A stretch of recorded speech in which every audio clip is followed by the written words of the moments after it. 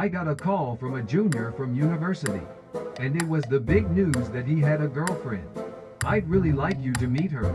I was invited by his words, and we met at a karaoke bar, where I'd been drinking with him many times. The girl he brought home was very beautiful, and I felt like I'd seen her somewhere before.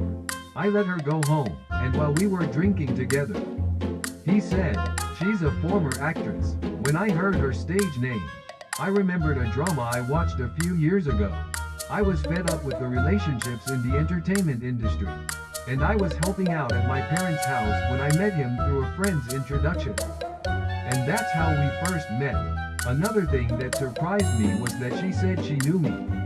He said, "You know H Construction, right?" It was certainly a familiar name. It was a company I had visited several times when I was a salesman. When I asked her how she remembered me out of all the salesmen, she told me that I was the one who would always bow to her father whenever he called to complain. She laughed when she heard my self-introduction from her father, and still remembers it today. The person I respect is Old Parr, and in my past life, I was Ikkyu-san. I can laugh at myself now, but at the time I was desperate. Sometimes people remember you because of your words, and sometimes they forget because they don't have the words. Sometimes people misunderstand you, and sometimes they like you. The sparkle of words. It's something we should cherish. By the way, Old Parr is the name of a Scotch whiskey. It was the one with a picture of an old man on the label. Old Parr has an amazing story of spending 10 years in prison for raping a woman after he turned 100. Then getting married, having children, and dying peacefully at the age of 152. However, it would be a misunderstanding to say that I believe that when humans die, they are reincarnated. In other words, in my opinion, when a human dies, that's the end. There is no next life. Don't be disheartened.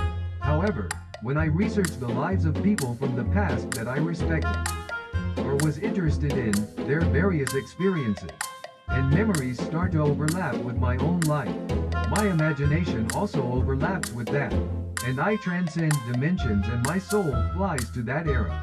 Then I replace the things that person did with the present and do them. This can be reality, a dream, literature, film, art, or anything.